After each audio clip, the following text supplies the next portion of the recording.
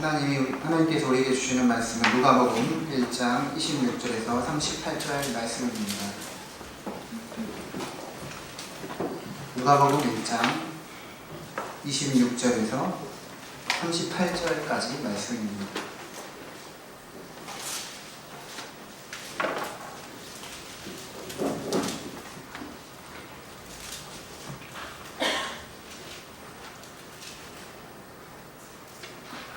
여섯째 달에 천사 가브리엘이 하나님의 보내심을 받아 갈릴리 나사렛이란 동네에 가서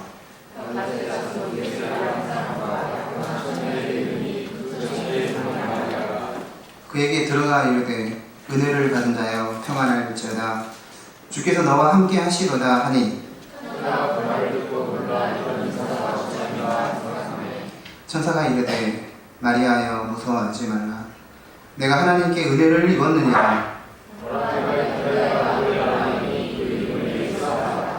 그가 큰 자가 되고 지극히 높으신 이의 아들이라 일컬어질 것이요 주 하나님께서 그 조상 다윗의 왕 위를 그에게 주시리니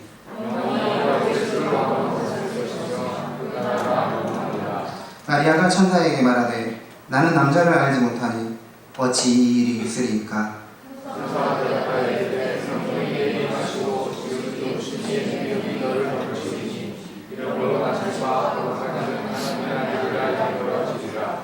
보라 네 친족 엘리사벳도 늙어서 아들을 배었느니라. 본래 임신하지 못한다고 알려진 이가 이미 6달이 되었나니 마리아가 이르되 천사가 떠나가니라. 아멘. 은혜를 받은 자여 라는 제목으로 하나님의 말씀을 증거하도록 하겠습니다. 개신교에서는 별로 언급을 하지 않고 중요하게 다루지 않는 신약성경의 한 인물이 있습니다. 신약성경에서 매우 중요한 인물임에도 불구하고 이 인물에 대해 설교도 거의 안 하고 가르치는 내용도 별로 없습니다. 그 사람은 누구일까요? 네. 너무 쉬운 질문입니다. 오늘 본문에 나오는 마리아입니다. 왜 개신교는 마리아에 대해서 별로 언급을 하지 않는 것일까요? 다들 알다시피 천주교가 지나치게 마리아를 숭상하니까 그에 대한 반발로 상대적으로 개신교는 마리아를 언급하지 않고 있습니다. 천주교는 이 마리아에 대한 교리까지 가지고 있습니다. 마리아론이 있습니다. 기독교 교리에는 신론, 기독론, 성령론, 교회론, 종말론 이렇게 있는데 이거는 개신교만 그렇습니다. 천주교는 마리아론이 실제로 있는 것이죠. 덧붙여 있는 것입니다. 그만큼 마리아에 대한 관심이 큰 것이죠. 더구나 우리는 마리아를, 예수님의 어머니를 마리아를 마리아라고 쉽게 그냥 부르지만 천주교는 마리아라고 함부로 부르지 않고 성모 마리아라고 불러야 하는 것입니다.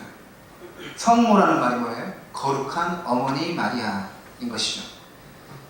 여러분 한 번씩은 다 들어봤을 줄 모르지만 아베 마리아라는 이 노래가 있는데 성모를 찬양하는 노래입니다. 성모도 찬양의 대상이 된다는 것이죠.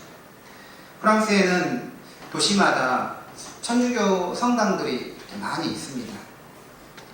그러니까 작은 도시지만 천주교가 성당이 하나만 있는 게 아니라 곳곳에 있는 것이죠. 그 중에 대주교가 있는 성당을 대성당이라고 부릅니다. 대주교가 있는 성당을, 이 대성당을 카테드랄이라고 부르는지 아시죠? 카테드랄. 이 말이 무슨 말이냐면 주교자라는 뜻이에요. 주교가 앉는 의자라는 의미에서 주교자가 있는 교회를 카테드랄이라고 하고 또 부르는 용어가 동시에 또 부르는 용어가 노트르담입니다. 노트르담을 번역하면 우리말로 우리의 노트르, 우리의 담, 어머니 말하자면 성모 마리아, 성모 마리아를 부르는 것입니다. 그래서 노트르담 드 파리 하면 파리의 노트르담이죠. 파리의 성모 마리아 교회 말하자면 대성당을 노트르담이라 하는 것이죠. 이것은 큰 도시마다 다 있는 것이죠. 노트르담 드 스트라스부르 하면 스트라스부르의 대성당 노트르담, 노트르담 드 몽펠리 하면 몽펠리에도 대성당이 있는 것입니다. 천주교는 마리아를 신으로까지는 숭배하지는 않습니다. 예배의 대상으로 두진 않죠. 하지만 마리아에게 기도를 할 수 있다고 가르칩니다. 신자들이 마리아에게 기도하면 마리아는 그들의 기도를 받아가지고 담아가지고 아들 예수님에게 부탁한다고 믿는 것입니다. 마치 가나 혼인잔치에서 그 포도주가 다 떨어져 버린 그 딱한 사정, 남의 딱한 사정을 아들 예수님에게 알려주셔가지고 예수님이 포도주를 다시 채워주신 것처럼 우리의 기도를 마리아가 받아서 예수님에게 부탁을 한다고 믿는 것입니다. 그래서 천주교 성당을 가보면 성당 마당에는 다 마리아 상이 있습니다. 가서 먼저 인사하고 기도하고 들어가는 것이죠. 또 집에도 보면 마리아 상이 다 있습니다. 마리아에게 기도하는 것입니다. 하지만 개신교 신도들은 예수님에게 직접 기도할 수 있고 기도해라고 가르치고 있습니다.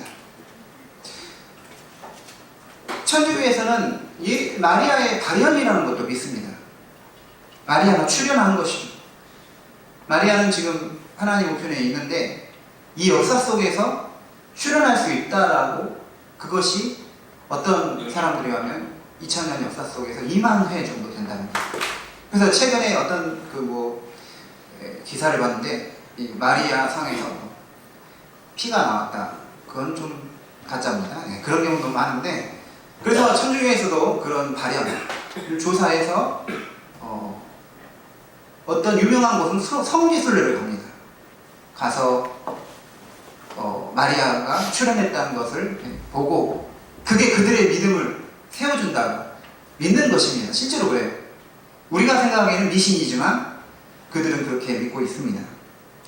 오늘 저는 이 마리아에 대해서 너무 지나치게 높이는 것도 잘못이고 너무 비하해서는 안 되는 것이죠. 성경에 있는 그대로 마리아에 대한 평가를 하고 말씀을 전해야 할 것입니다.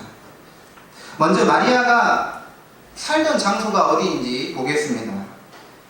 26절, 27절 방금 읽었던 거 다시 한번 읽겠습니다. 시작! 하나님이 보내심을 받아 갈릴리 나사렛이라는 동네에 가서 다윗의 자손 요셉이라는 사람과 약혼한 처녀에게 이르니 그 처녀의 이름은 마리아라. 마리아가 살던 장소는 갈릴리 나사렛입니다. 하나님은 당신의 독생자를 잉태하고 출산하는 여성을 선택하시는데 예루살렘의 명문가의 딸을 택하지 않으셨습니다. 랍비들의 딸도 제사장의 딸도 아니었습니다. 탈무드와 토라로 잘 교육받은 명문가의 딸이 아닌 평범하고 소박한 시골 처녀를 선택하신 것이죠. 지금으로 말하면 강남이나 목동에 있는 그 여학생이 아니라 강원도, 태백, 양양 이런 곳에 있는 이름도 없는 곳, 그런 곳에서 자란 숙녀를 선택하신 것입니다. 마리아가 사는 곳이 갈릴리 나사렛이니까 또 마리아의 약혼자인 요셉도 나사렛 사람이었어요. 당연히 예수님이 마리아에게서 출생했다면 예수님도 갈릴리 나사렛 사람이 되는 것입니다. 그래서 예수님을 부를 때 나사렛 예수라고도 부릅니다.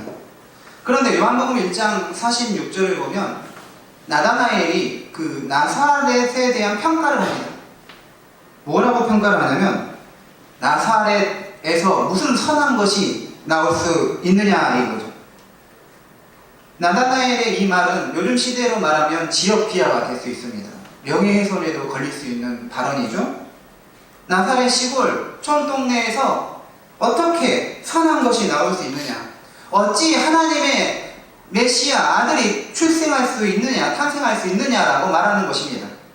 실제로 동방박사들이 유대인의 왕으로 나신 이를 찾기 위해서 제일 먼저 찾아간 곳은 예루살렘이었습니다.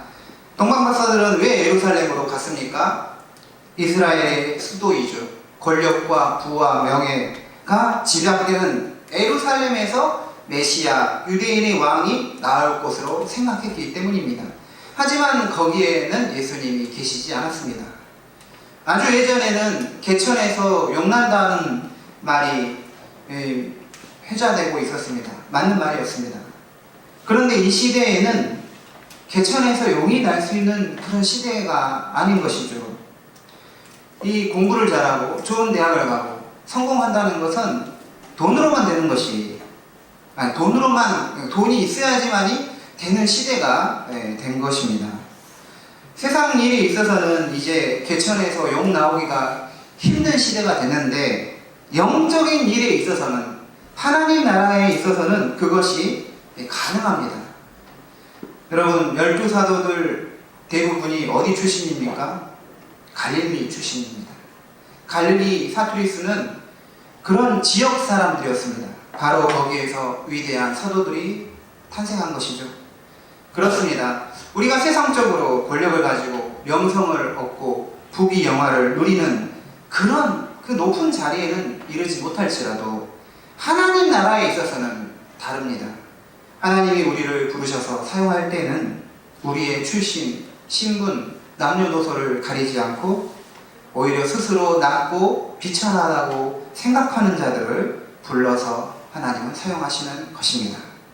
그러면 왜 갈릴리 나사렛에서 조용하게 평범하게 살고 있는 처녀 마리아에게 천사가 나타나서 너가 이제 아이를 가지게 될 것인데 그의 이름을 예수라 하라, 그는 지극히 높으시니 하나님의 아들이라고 말하는 것일까요? 마리아는 다른 여성들보다 좀 더 착하게 자란 것일까요? 마리아는 가난하지만 신앙교육을 잘 받았던 것일까요? 마리아에게 뭔가 모르게 하나님께 택함을 받을 만한 기특한 무엇인가가 있었을까요? 우리 28절 말씀을 또 같이 읽겠습니다. 그에게 들어가 이르되 은혜를 받은 자여 주께서 너와 함께 하시도다 하니, 천사가 마리아에게 나타났는데 은혜를 받은 자여 라고 말하고 있습니다. 마리아가 예수님의 어머니가 될 수 있었던 것은 전적으로 하나님의 은혜였다는 것이죠. 즉 마리아가 아기 예수를 잉태한 것은 그녀에게 어떤 특별한 무엇이 있어서가 아니라 하나님의 주권, 하나님이 그렇게 은혜를 주셔서 선택을 하신 것이었습니다. 하나님의 아들 예수 그리스도를 10개월간 뱃속에서 담고 실제로 출산하고 양육한다는 것은 하나님으로부터 받은 어마어마한 은총을 받지 않으면 될 수가 없는 것입니다. 누가복음 1장 48절 우리가 읽지는 않았지만 마리아의 찬양을 보면 마리아가 이렇게 고백합니다. 그의 여종의 비천함을 돌보셨습니다. 보라 이제 후로는 만세의 날을 복이 있다 일컬으리로다. 만세의 날을 복된 자라고 부를 거라는 것입니다. 이 말씀대로 마리아는 복된 사람 중에 복된 사람으로 역사 속에서 불리어졌고 앞으로도 그렇게 될 것입니다. 마리아는 지상 최고의 영적인 영예를 얻은 것이죠. 천주교가 비록 지나치긴 하지만 마리아를 높이는 것은 이 말씀을 실천하는 한 방식이었다는 것입니다. 우리 역시 마리아를 복되고 복된 여인으로 여겨야 하는 것입니다. 그렇다면 마리아는 이런 복되고 복된 축복을 어떻게 받은 것입니까? 방금 말한 것처럼 은혜로 받은 것입니다. 그녀는 비천한 자였을 뿐이었습니다. 그런데 그녀에게 하나님이 주권적 은혜가, 하나님께서 주권적 은혜를 주시면서 만세로 복된 자로 만들어 주신 것입니다. 28절을 보면 은혜를 받은 자여 라고 말합니다. 그리고 30절에 보면 내가 하나님께 은혜를 입었느니라 라고 말합니다. 하나님께 은혜를 받고 하나님께 은혜를 입었다는 것이죠. 이게 무엇일까요? 우리가 믿음 생활하면서 가장 자주 사용하는 단어 중에 하나가 바로 은혜입니다. 은혜만큼 많이 사용되는 단어가 없습니다. 은혜를 받았다, 은혜가 된다, 은혜를 사모한다, 은혜 없이 못 산다, 모든 것이 하나님의 은혜이다, 이렇게 우리는 말을 합니다. 표현을 합니다. 그렇다면 그 은혜란 도대체 무엇일까요? 은혜란 말 그대로 하나님에게 선물을 받았음을 말합니다. 받을 자격이 없는데 거저 주셔서 받는 것이 은혜인 것이죠. 우리가 왜 교회에 나오고 그리스도인이 되었을까요? 은혜를 받았기 때문입니다. 세상에는 아직도 하나님을 모르고 교회를 다니지 않는 사람들, 하나님 없이 사는 사람들이 훨씬 많습니다. 그들과 우리의 차이는 무엇이었을까요? 단지 우리는 하나님께 은혜를 받은 것이었습니다. 공로 없이 자격 없이 거저 받는 것이 은혜였습니다.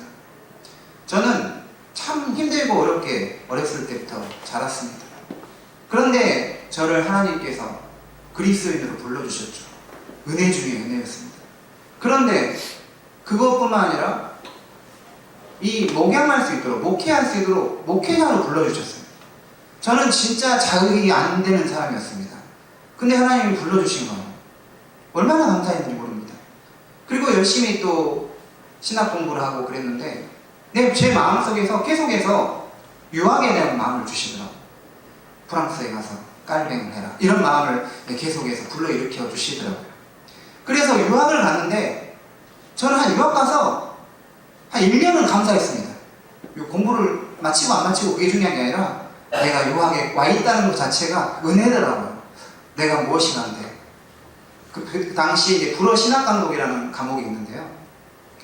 그 과목을 제가 이수영 목사님, 프랑스에서 박사학위를 받으신 그 목사님에게 몇 년 동안 들었는데, 그때 학생들이 한 10명 좀 넘었는데 다들 이제 쉬는 시간에 파리 이야기를 하는 거예요.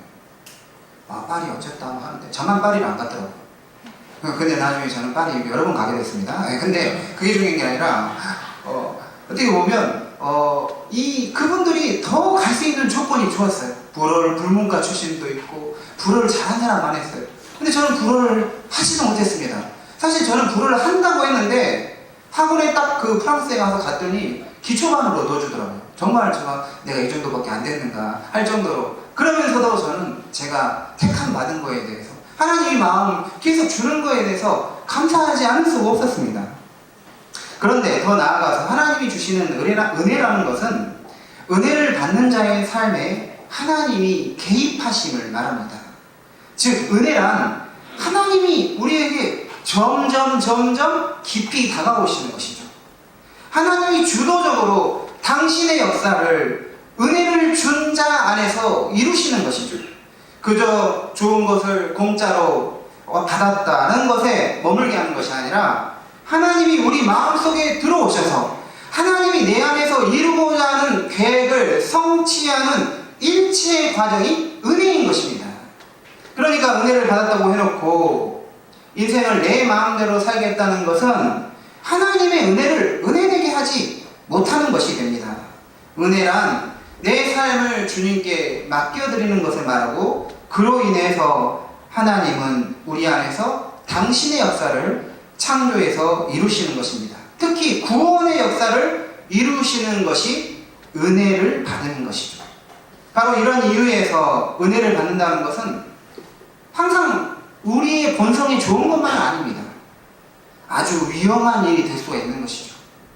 지금 마리아는 우리 나이로 하면 여고생 정도밖에 되지 않습니다. 사실 좀 더 엄밀하게 말하면 여중생이에요, 여중생.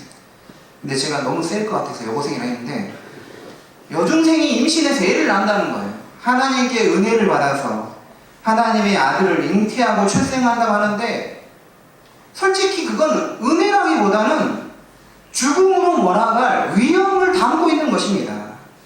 지금 마리아는 남편이 될 사람과 약혼한 처녀인 것이죠. 유대법에 의하면 남녀가 결혼하면 그 결혼해서 같이 살기 1년 전에 약혼을 먼저 합니다. 그때 이 신랑은 이 신부 아버지에게 지창금을 주는 것이죠. 그래서 주고 나서 1년 있다가 부인을 데려오는 거죠. 그러면서 이제 결혼을 하게 되는 것입니다. 근데 그 사이에 안 좋은 일이 일어나면 지창금을 돌려받을 수 있고 파혼이 되는 것이죠. 그런데 지금 마리아의 상태는 바로 약혼을 하고 나서 요셉과 같이 아직 살기 전인 것이죠. 문제는 천사의 말대로 했다가는 요셉과 같이 살기 전에 임신을 하게 되는 상황이 처하게 되는 것입니다. 지금 하나님께 은혜를 받았 살았는데 잘못하면 남편이 될 사람 요셉과 파원이 될 수가 있는 것이죠. 아주 잘못하면 돌에 맞아 죽게 되는 것입니다. 그렇지 않으면 아버지 없이 혼자 아이를 키워야 하는 미혼모가 될 수도 있습니다. 예전에 어떤 교회 남자 청년이 마리아가 그 요셉 없이 임신한 것을 믿어지지가 않는 거예요. 믿을 수가 없다 생각했습니다.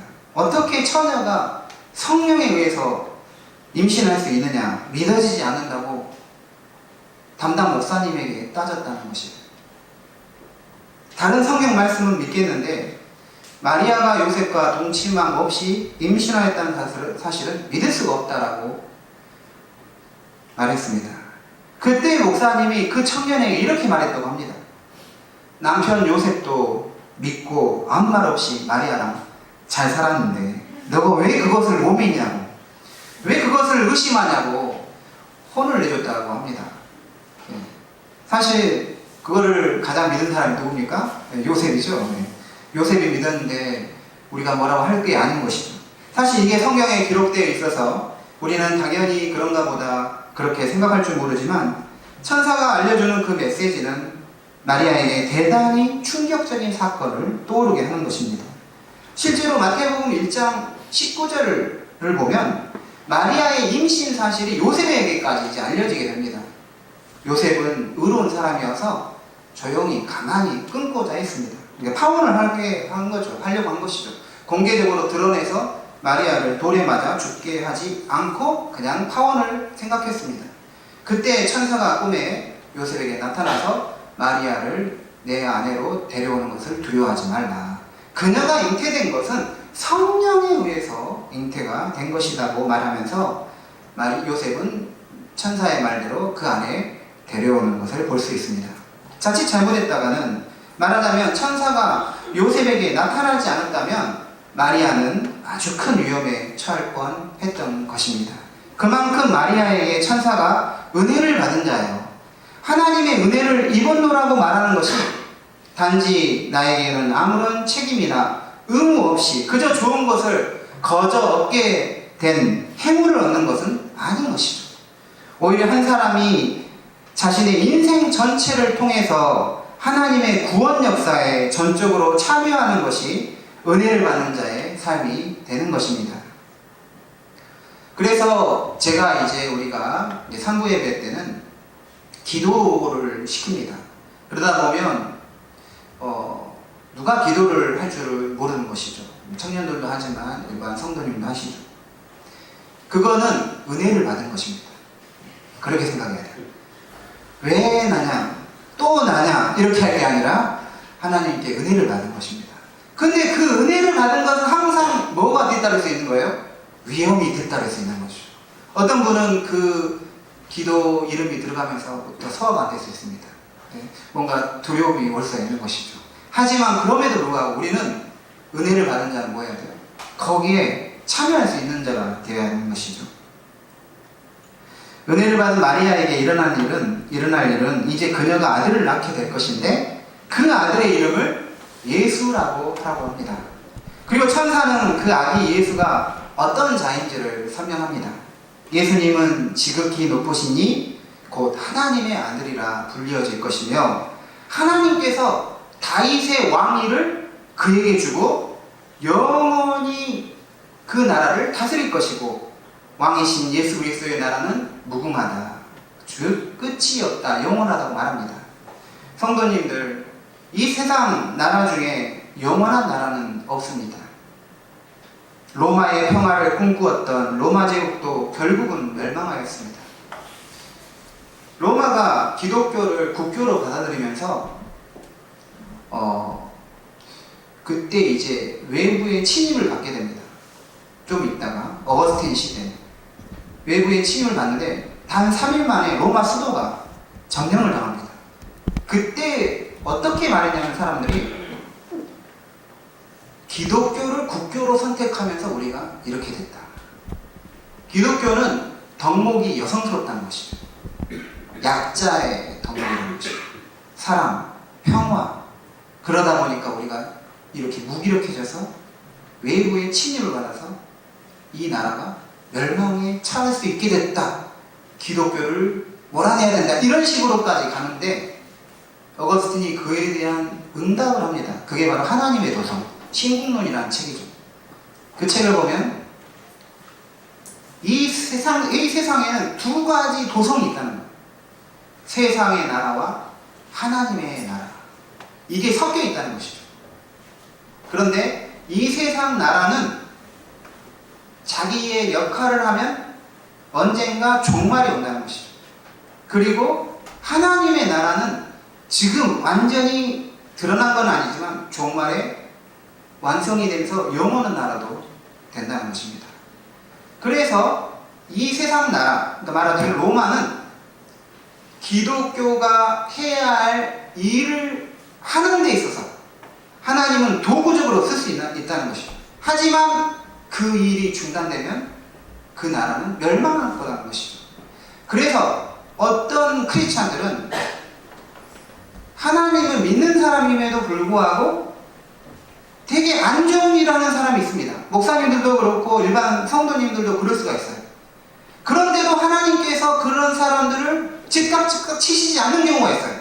왜냐하면 그 속에서도 여전히 하나님이 그 사람을 통해서 하시는 일들이 있기 때문이죠. 하지만 하나님께서 그 사람에게 하고자 하는 일들이 끝나면 더 이상 그 사람이 이제 심판으로 들어가는 것이죠. 그러니까 나는 하나님 제대로 안 믿어도 내 마음대로 살아도 아무 문제가 없습니다 라고 생각할 줄 모르지만 하나님이 때가 있는 거예요. 그때까지만 참아주시는 거예요.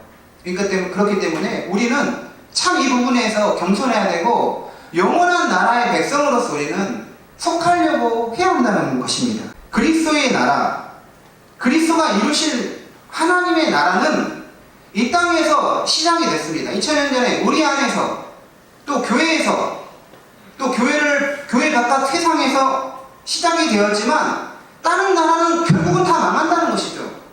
하지만 그리스도의 나라는 망하지 않고 이 나라가 완성이 될 것이고 그 나라는 영원한 왕국이 될 것이라는 것입니다. 우리 그리스도인들은 이 땅에 살 때 은혜의 나라에 살고 있습니다. 한번 따라 살고 있습니다. 은혜의 나라. 네. 지금 현재 우리가 은혜의 나라예요. 은혜의 나라란 하나님의 은혜가 없이는 살 수가 없는 통치 방식이죠. 우리는 죄를 짓기 때문에 여전히 죄인이기 때문에 죄를 지으면서 그 죄에 대해서 하나님 용서해주고 우리에게 의를 주면서 점점 죄에서 의로움으로 발전해 성장해 가는 것이죠. 이 통치 방식이 은혜라는 것입니다.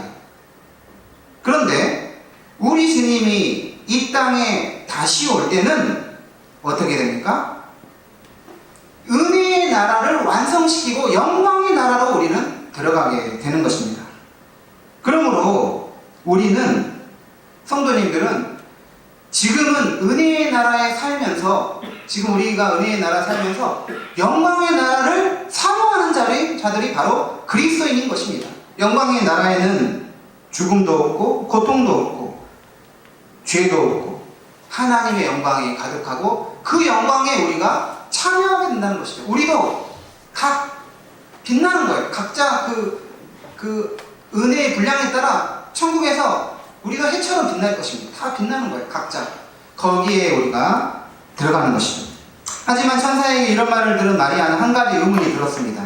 어떻게 처녀인 나에게 이런 일이 일어날 수 있을까입니다. 34절부터 36절까지 같이 읽도록 하겠습니다. 시작.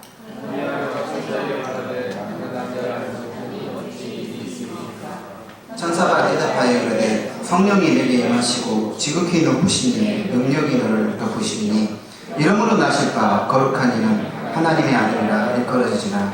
보라 내 친족 엘리사벳도 늙어서 아들을 배웠느니라. 본래 임신하지 못한다고 알려진 지가 이미 6달이 되었나니. 아멘. 마리아는 저는 남자를 알지 못했는데 어떻게 이런 일이 가능합니까? 라고 천사에게 물었습니다. 천사는 성령이 임하셔서 내 안에서 하나님의 아들이 잉태될 것이라고 대답했습니다. 그러면서 천사가 덧붙이는 말이 있습니다. 너의 친척 엘리사벳도 나이가 많았지만 아들을 임신했다는 것입니다. 불임이었던 엘리사벳도 하나님이 그녀에게 은혜를 주셔서 임신을 하게 됐다는 것입니다.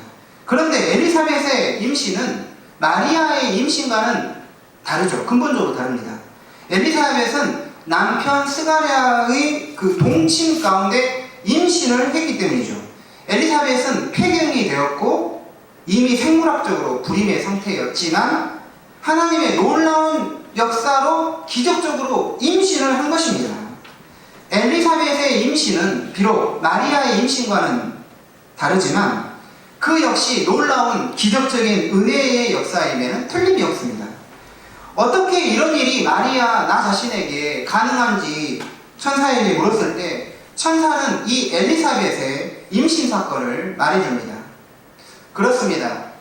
하나님은 다른 우리 신앙인들 안에서 역사를 통해서 우리의 믿음이 성장하는 방식을 사용하시는 것이죠. 다른 사람에게 역사하셨던 그 하나님이 나에게도 역사하실 수 있음을 보여주시는 것입니다. 엘리사벳의 기적적인 임신 사실이 자기 안에서 성령에 의해서 하나님의 아들이 잉태되는 것을 믿을 수 있도록 돕는 역할을 하는 것입니다. 큰 교회 목사님들의 설교를 들어보면 어떤 패턴이 있는데 그 중에 잘 사용하는 방식이 뭐냐면 그 그리스도인들 중에 인생 어떻게 보면 성공한 이야기를 많이 합니다. 해줍니다. 그러니까 정말 사업이 망하고 힘들고 막 했는데 하나님 찾고 기도하고 막 이렇게 열심히 믿음 생활했더니 하나님이 그들을 다시 세워주시고 회복시켜줬다 라는 이야기를 해줍니다. 그래서 그러면 사실 그런 일이 더 많을까요? 그러지 않는 일이 더 많을까요? 네, 그러지 않는 일은 더 많은데 목사님들은 사실 그러지 않은 실패한 이야기를 설교단에 살 필요가 없어요. 하나님을 신실하게 믿었습니다. 열심히 일을 했습니다. 하지만 망했습니다. 이렇게 설교할 수 없는 거잖아요. 근데 그런 설교를 들으면서 역설적인 건 뭐냐면 성도님들의 은혜를 받는다는 거예요. 자기 자신의 현재의 상태는 힘들고 어려운데 다른 사람의 좋은 이야기를 들으면 은혜를 받아요. 저는 이 심리를 드라마와 같다고 봅니다. 여성들이 그 드라마에서 그 왕자님 그런 어떤 재벌이세요. 이런 사람을 만나면서 그냥 나에게는 이루어지지 않을 일이지만 그게 굉장히 어떻게 보면 재밌는 거예요. 그래서 사실은 다른 사람에게서 일어날 그 하나님의 역사들이 우리에게 영향을 미치는 것입니다. 사실 그런 방식을 사용하는 것이죠. 근데 지나치게 어떻게 보면 세속적 방식으로 사용하는 것이 문제지 그게 꼭 나쁜 것은 아니라는 것이죠. 이 말씀은 우리가 믿음 생활하는 데 있어서 우리의 믿음의 동역자들, 그리스도 안에서 형제와 자매된 자들이 서로에게 믿음의 성장과 도전에 기여를 할 수 있다는 것을 말하고 있는 것이죠. 교회 다니는 사람들이 세상의 친구만 많고 교회의 친구가 없다면 그것은 영적 성장에 별로 도움이 되지 않습니다. 믿음의 대화를 나누고 영적인 대화를 나누고 하나님이 우리 안에서 하신 일을 나눌 때 우리 믿음이 서로 세워지고 더욱 견고해질 수 있는 것이죠. 실제로 마리아는 39절 이하를 보면 엘리사벳의 집에 방문해서 3개월간 그녀의 집에 머무는 것을 볼 수 있습니다. 믿음의 사람들은 다른 믿음의 사람들과 신령한 교제를 나눔으로 인해서 함께 믿음이 커지고 영적으로 성장할 수 있어야 합니다. 교회에서 우리가 남녀 성교회로 모이고 구역 모임을 하고 목장 모임을 하고 소그룹 모임을 규칙적으로 갖는 것은 성도들이 서로의 그 믿음의 역사를 나누면서 영적인 성장을 함께 도모하기 위한 목적 때문인 것입니다. 사랑하는 성도 여러분, 하나님의 은혜를 사모하시길 바랍니다. 믿음 생활이란 하나님의 은혜 없이 될 수가 없습니다. 하지만 우리는 하나님이 주시는 은혜를 값싼 은혜로 만들어서는 안 됩니다. 은혜를 거저 받았으니 그 가치를 시장에서 그리고 마트에서 쉽게 너무나 쉽게 구할 수 있는 그런 하찮은 수준으로 전락시켜서는 안 됩니다. 은혜를 은혜되게 해야 되는 것이죠. 이 점에서 은혜를 받은 자의 삶은 결코 쉬운 삶이 아님을 명심해야 합니다. 이 은혜가 우리를 때로는 아프게 하고 힘들게 하고 위기와 위험으로 몰아갈 수도 있습니다. 하나님께서 우리 밖에 멀리 계신 것이 아니라 내 안에서 역사하고 나를 다스리기 위해서는 먼저 은혜를 주시고 우리 삶에 개입하셔서 당신의 뜻을 이루시는 것입니다. 마리아는 은혜를 받았기에 하나님의 아들을 잉태하여 출산해야 하는 길을 걸어야 했습니다. 마리아의 마음속에 두려움이 공존하긴 했지만 중요한 것은 하나님 당신의 거룩한 계획이 이루어지길 원합니다라는 믿음의 선포를 했다는 것이죠. 주의 여종이오니 말씀대로 이루어지길 원합니다. 믿음 생활이란 행운처럼 하나님께로부터 좋은 것만 받고 단지 내가 어려울 때만 나를 도와주는 그런 것이 아닙니다. 하나님이 변방으로 밀려나는 것이 아니라 하나님이 우리 중심으로 들어오는 것이 우리가 은혜를 받음이고 이게 믿음 생활인 것이죠. 우리 생각과 마음 중심에 오셔서 하나님이 내 안에서 또는 나를 통해서 이루고자 하는 구원의 계획에 우리가 적극적으로 참여하는 자가 되어야 합니다. 그게 바로 은혜를 받는 자의 삶의 모습입니다. 변방의 시골 처녀에게 나타나 인류 역사에서 가장 위대한 사건을 이루게 하심을 전하는 오늘 말씀을 붙들고 더욱더 하나님의 은혜를 사모하고 그 은혜가 내 안에서 거룩한 하나님의 일하심의 역사를 일으켜내기를 사모하는 우리 성도님들 다 되시길 바랍니다. 기도하겠습니다.